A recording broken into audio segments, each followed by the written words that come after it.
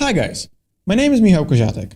I'm an inspiring theater artist from Poland, and I'd like to present to you my honors project and briefly discuss how I went about creating the model and compositing it with the real-life footage. For those of you who haven't seen the final piece of work, this short movie tells the story of a solitary creature called Fladrif, who's been wandering around the forest for many years looking for a leaf without much another leaf he's been already carrying on him all that time. He's being led by the signs the forest gives him and eventually finds what he's been after. The film was primarily a technical showcase to demonstrate my abilities as an artist and hopefully help me establish a career in visual effects. So in the following video, we'll take a look on a few stages of the workflow that I used in order to create a final piece. We start off from 3ds Max, where I created a low-poly version of Fladrif and all foliage covering his shell. We'll go through UV mapping and rigging with cut tools. From there, we'll move to Mudbox to sculpt more detail and paint textures. We'll extract all that information as displacement and normal maps and bring it back to 3ds Max. From there, we start working on rigging the character, setting up materials, lighting, and V-Ray rendering engine.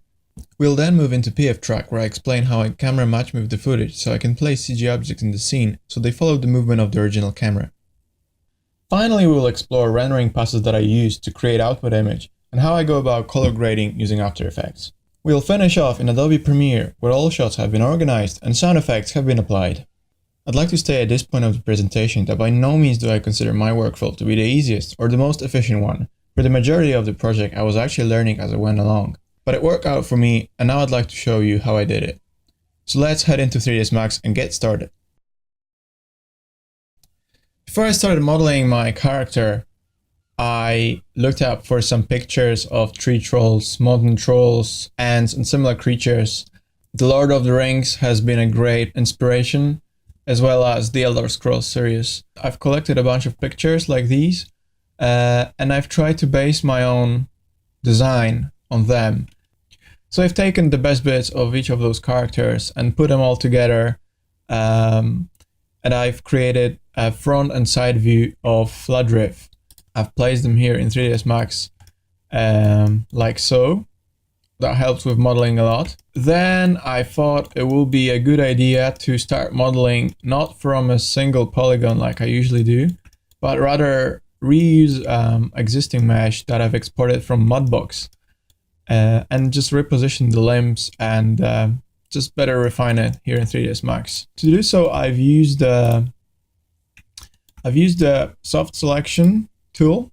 It still roughly maintains the topology and overall shape of the character, so that was really useful. That's what I used, and just to refine places like these, I've used simple move tool with edge constraints, and this allowed me to refine the mesh to give it a better shape. Because Fladrif face is so unusual, I had to remove the bottom part of the head and replace it entirely with a new mesh. So I've used those tools to create the general shape, low poly shape of Fladrif. This is actually not a low poly model that I've created, because this one has been exported to Mudbox, sculpted, and then imported back to 3ds Max. So the overall mesh density is slightly denser. Then when I was happy with the overall shape, I started modeling the shell. And where's the shell? Hello. Oh, that'll be it. In order to populate the shell with all those plants, I created my own personal library of plants, which I then populated on the Fladrif's back. All of those plants have been created by me. For instance, mushrooms. You can see the mesh. I usually model them from a single cube, subdivided multiple times, then extruded some parts, repositioned, turbo smooth.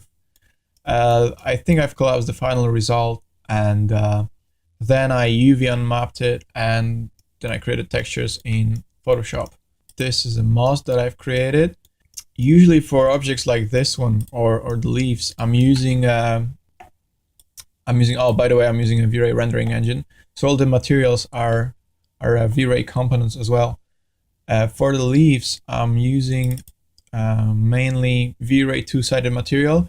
So this kind of material imitates the translucency of objects. For the ferns, I've used a simple plane, which I just bended, and I've applied a noise modifier to give it a bit more random shape on the side. Then I've usually moved the pivot point up to the base, and then I've shift rotated it multiple times and scale up, scale down to give it a bit more unique shape. And I also applied a V-Ray two-sided material texture. All those textures have been created in Photoshop. So I was trying to keep those plants quite unique, so I created different hues and saturations of the same color. To create a patch of grass, I started off by creating a simple grass blade like this one. I can still see modifiers that I've used. Then I've created a simple polygon, and I've used a 3D plugin called Advanced Painter to populate this polygon with the grass blades that I've created. It allows to assign random rotation and position, so the final product looks kind of like this patch of grass. And now, because those grass patches tend to get quite heavy in terms of a number of polygons, I had to come up with an idea how to populate Fladrif's back with loads of those patches, but just the way so it allows me to animate the model. So the way I found online was to create a V-Ray proxy mesh. This proxy mesh basically would be normally represented as a box in my scene, and we can see over here that the number of polygons changes every time when we select it as a box. So all those objects have been represented by a box, but when I render out the final product, it renders as a appropriate grass patch. Just for the purpose of this presentation, I keep them as a preview from file. The bush here has been created from actually this little branch. I've applied two-sided material on the leaves as usually. Then I've created a little branch, and I've populated that object on top of this object, so it kind of looks like a big bush. As for this tree stump, I've modeled that in Mudbox, and then I've painted the textures there as usually, and imported it back here to 3ds Max.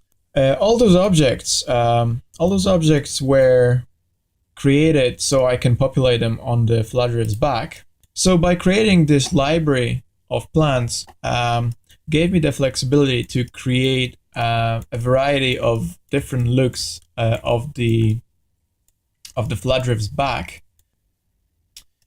Another pretty cool thing that I didn't realize at the time was putting all those objects into appropriate layers, not only to keep the things organized, but also, as it turned out, I was able to turn off and on, depending on a shot, some of those plants to speed up rendering times. So say that there was a shot of a Fladrif walking somewhere in the background. There was no need to have, let me show you, all of those little plants who are themselves quite heavy. Flowers have been usually turned off, actually, because for most of the time we weren't able to see them. The next thing I modeled was a candle lamp.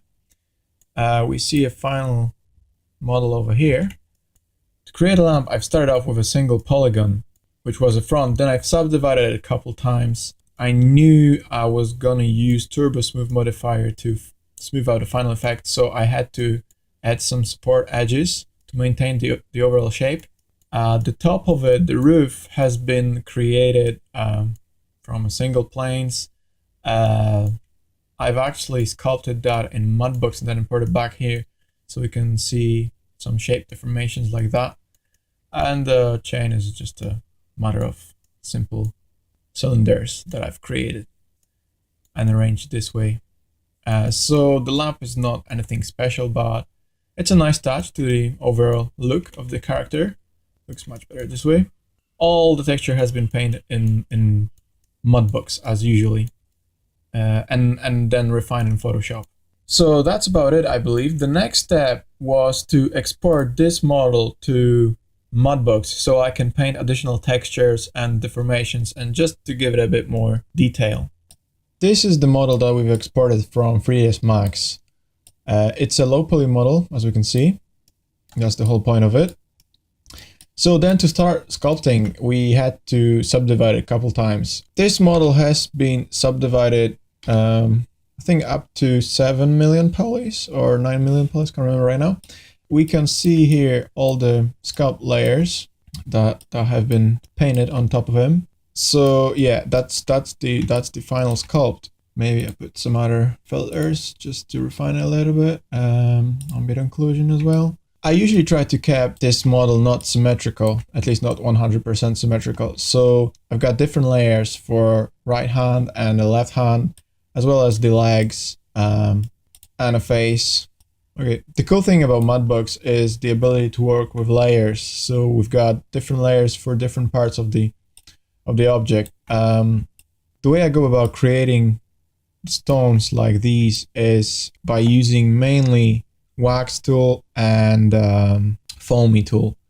These are my two favorite tools here in Mudbox. I usually build up a little patch like this one, and then I use the flatten brush to give it those flat bits. And just by adjusting different follows, I think I've used just a normal flat follow like this one, just to create a sharp edges like so. Zooming in on a face, I've used normal sculpt brush with vector displacement map to produce those indented shapes. I've tried to keep it not symmetrical, so the mouth is actually slightly different on the left and right hand side. To speed up the process of modeling, I've also created my own vector displacement map. Basically, it allows me to create stones, variety of stones without sculpting each stone separately. To apply like those little cracks and stuff, I usually worked with a variety of those stamps. I often ended up using steady stroke to paint all those roots growing on his shoulders. Once I finished modeling the shape, actually sculpting the shape, I started painting textures. So here we go to texture tab. All the textures have been actually placed on different layers, so I've got the ability to work on certain parts of the mesh. Again, that's really helpful. So here we can see textures popping up, different layers.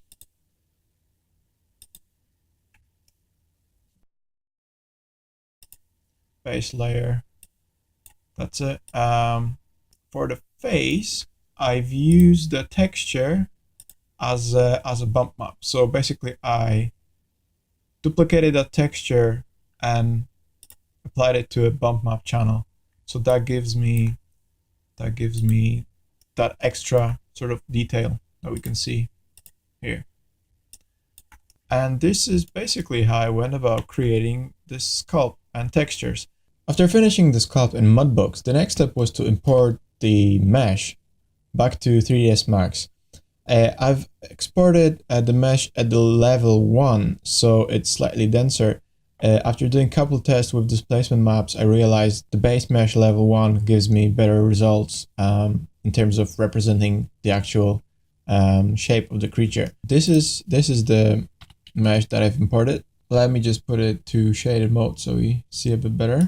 When I placed the body in the correct position, the next step was to rig it and skin it. I knew I was going to use cut tools for rigging, so I've placed them. After repositioning cut rig, I've applied skin modifier to Fladrif's body. Then we can go to different bones and see how the weighting distributes on Fladrif's body. So basically, when the skinning process has been finished, the final result is actually pretty good. We've got the ability to move many parts of this mesh, like so. Where's a beard? Here's a beard. Yeah, I've been experimenting with different shapes of the beard, and this is the shape that I was most satisfied with. So yeah, here it goes. Yep. The head also can move, right? Here's the distortion on the neck. As for the eyes, I've created bones inside the eyes, and the eyeball has been skinned to the bone. The bone itself has a lookup modifier applied to those helpers. If I move this main eye helper, we can see how the eyes follow the movement. Got also the ability to animate each eye separately. So that's my eye rig. The lamp has been actually collapsed to one object, and there's one long bone that controls it.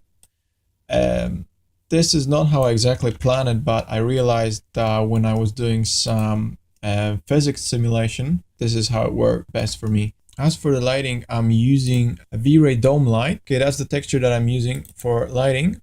It's a cloudy texture.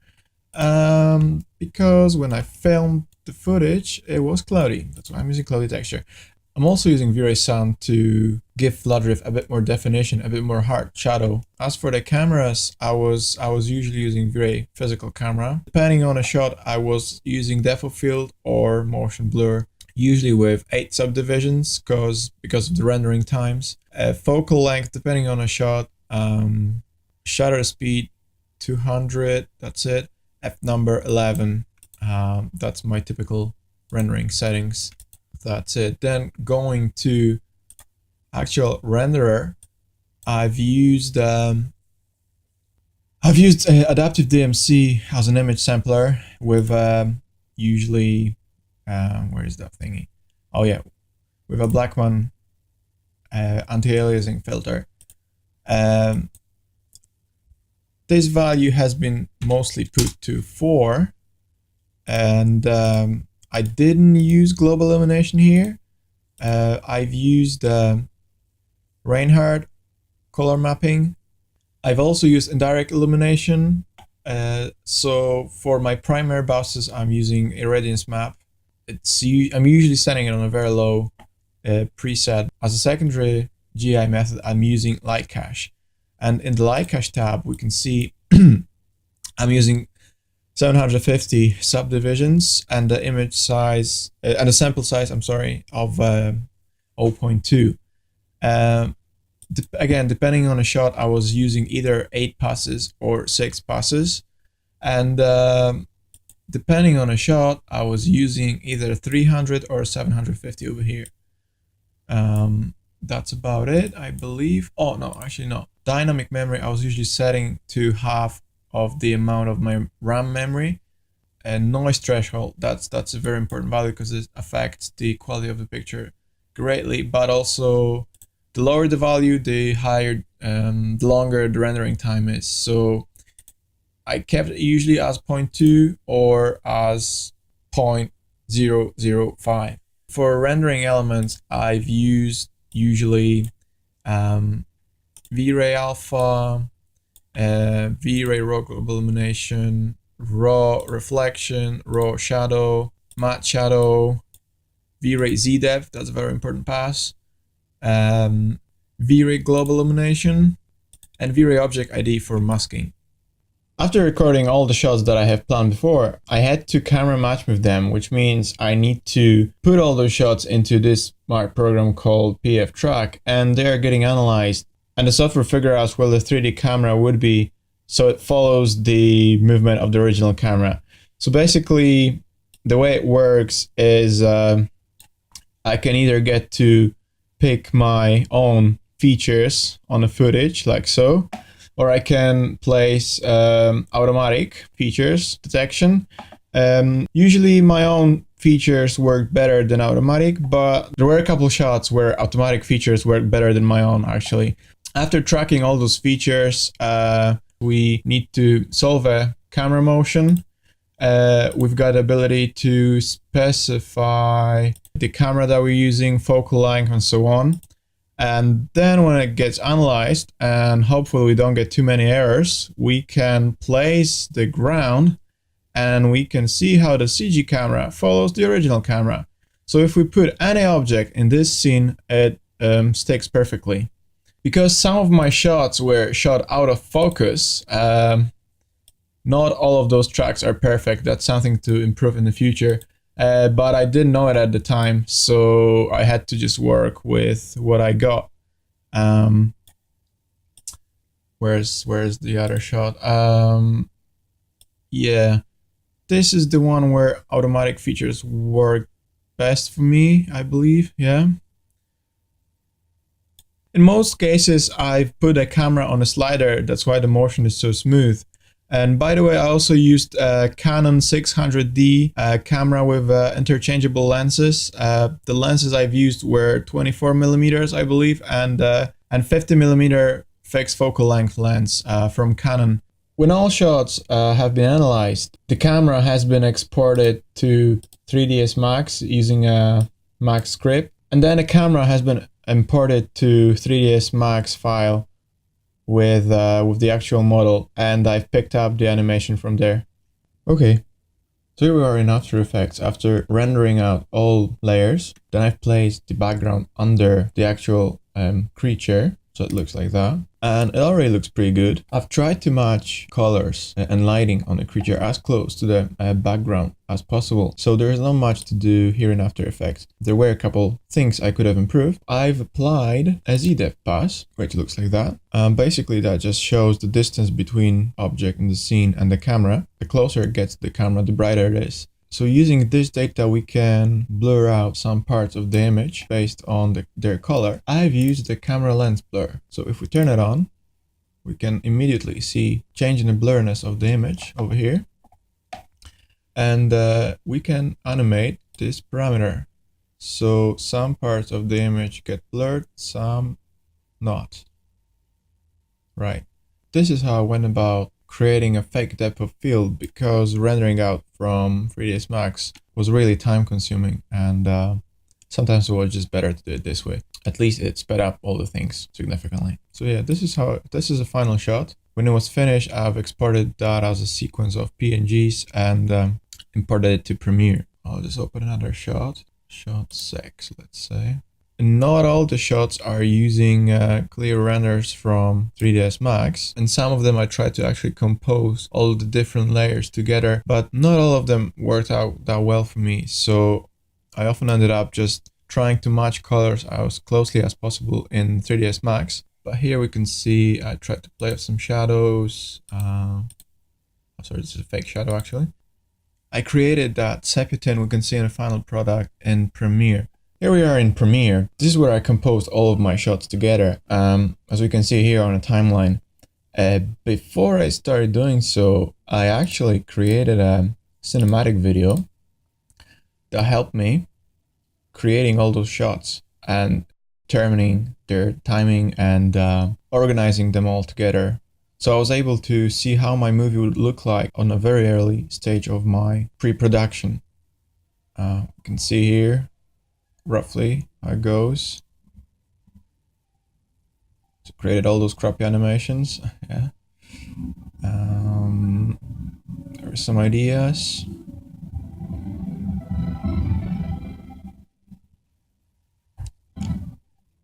Right. When I finished the cinematic, I've recorded all those shots in the forest, knowing exactly what time each of them should have. Then we can see them here on different layers. Each of those shots had some color correction to it. So this is how it looks without it. And this is with color correction. And again, without color correction. And with it.